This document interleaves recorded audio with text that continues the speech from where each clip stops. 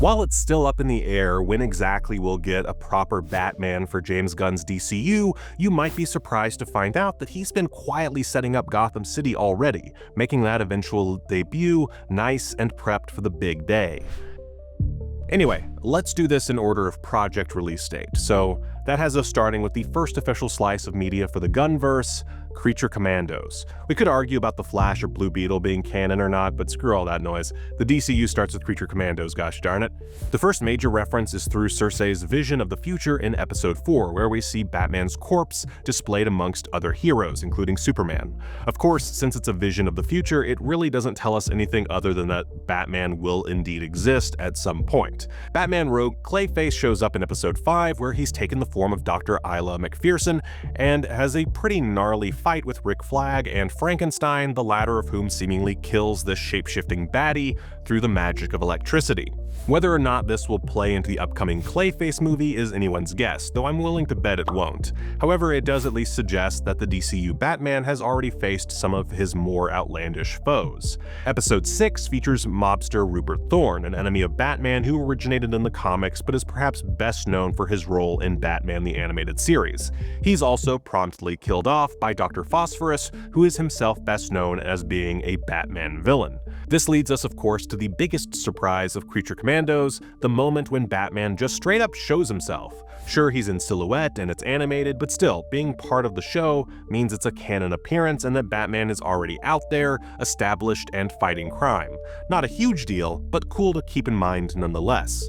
Oh, also in Episode 7, there's a brief mention of Bludhaven on the news, though the announcer calls it Bludhaven, more on that in a bit. Next up, Superman. For such a big world-building movie with so many characters, it's kind of surprising that Batman and Gotham City related elements aren't really present throughout the darn thing. During the evacuation of Metropolis, we do get a look at a sign that shows Gotham City as a destination, but that's really it. If you want to get hyper-technical, there is the interdimensional imp that Supes chooses to ignore during his conversation with Lois at his apartment, which I'll explain in more detail in about 15 seconds. Our next and last DCU project is Peacemaker Season 2. Technically, there are references to Batman in Season 1 of Peacemaker, which is at least still partially canon. These references include one from Chris's neighbor, who says Peacemaker is no Batman, while another is a reference to Batmite during a conversation between Chris and John Economos. Considering James Gunn is a self-professed fan of the interdimensional imp, it's not entirely unlikely that we'll get another reference or even appearance from Batmite at some point in the not-too-distant future. I'm not banking on it, but it wouldn't be the craziest thing that James Gunn is likely to pull. And if we're getting Batmite, then boy howdy, we better be getting Batman sooner rather than later. Anyway, Season 2. We're only 2 episodes in at the time of this video, but we've already gotten a bunch of clear references to Gotham and the surrounding area. In regard to the latter, the first episode of Peacemaker Season 2 features a clear reference to Gotham's neighboring city, Bludhaven. That's how it's pronounced in the show. I don't know. It has the 2 little dots over the U, Bludhaven. While Chris is in the alternate dimension talking to his brother Keith, the latter says that he thought Chris was in Bludhaven. We eventually get a fight between 2 versions of Peacemaker when the alternate dimension Chris arrives back home from his trip.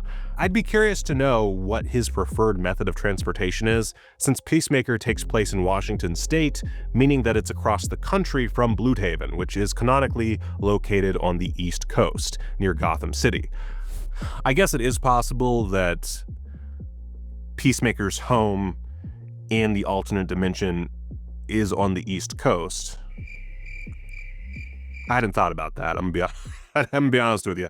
I just hit my noggin. They don't have to be in the same spot. Maybe I'm goofing here.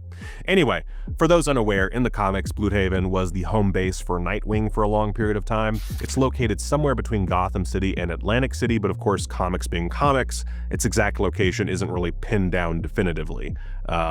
But it's somewhere in there. Earlier in the same episode, Chris goes to audition for a spot in the Justice Gang. The meeting takes place at a closed-up Crank Toys, a toy store referencing the toy maker as he appears in the 2004 animated series The Batman.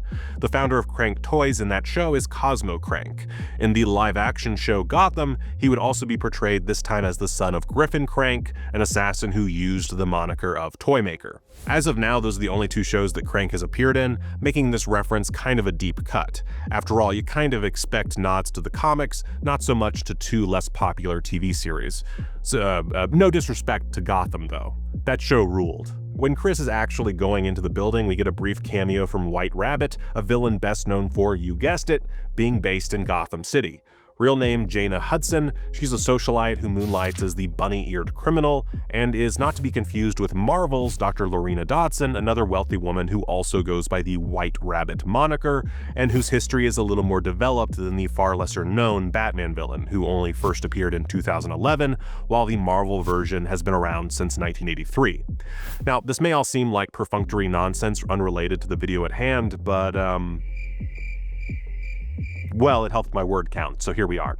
Anyway, back to TV land. A report on the Sphere News makes reference to metahumans breaking out of Belle Reve and Arkham. Arkham Asylum is, of course, Gotham's go-to revolving door institution for the criminally insane, and the idea of metahumans breaking out means that it's probably pretty comic accurate. Heck, maybe that's where White Rabbit came from before auditioning for the Justice Gang. Who knows? There's also the matter of new character Sasha Bordeaux, who in the comics is a bodyguard for Bruce Wayne who uses a little basic logic to figure out he's Batman. After this discovery is made, she's trained by Batman and even gets to go out patrolling with him. That obviously doesn't mean the same will be done with the show's version, but it's an interesting connection nonetheless. She first appeared in Detective Comics number 751 in 2000, and would eventually get up to such shenanigans as working with Maxwell Lord as part of the Checkmate organization, and becoming a cyborg. She's got a fun history, and I'm curious to see where Peacemaker or future DCU projects might take her. Episode 2 isn't quite as chock full, but it does at least name drop the city of Gotham when Kia says to Adebayo, "We were supposed to be going back to Gotham, Lee." Which again, seems like a big move from Washington State. I mean, come on, at least find a nice place in like Seattle. Who the hell wants to live in Gotham City? The place is a shithole. So yeah, I guess what I'm trying to say is that there's a bunch of Batman and Gotham Easter eggs in the DCU already, despite there being no official DCU Batman. It's interesting to see that he's already active in this world though, and that presumably we'll be getting to his story sooner rather than later. As of now, we know we'll be seeing Gotham in Clayface, due out in 2026, and in theory that could include a cameo from the Caped Crusader himself. Beyond that, however, our most likely first appearance from the live-action DCU Batman will be in Andy Muschietti's The Brave and the Bold, which currently doesn't have a set release date. That film, per James Gunn, is set to feature both Bruce Wayne and his son Damian, and will likely be set for release after Matt Reeves' The Batman Part 2. And that's all I got. James Gunn is definitely setting us up for a seasoned Batman to eventually make his live-action debut, but when that's going to happen is anyone's guess at this point. Still, we'll definitely get more Easter eggs to expand our understanding of the DCU Dark Knight as the franchise continues forward, so keep an eye out. So what do you think? Did I miss some important detail? Are you pumped for yet another live-action take on Batman? Let me know in the comments, and guys, thank you for watching ScreenRant.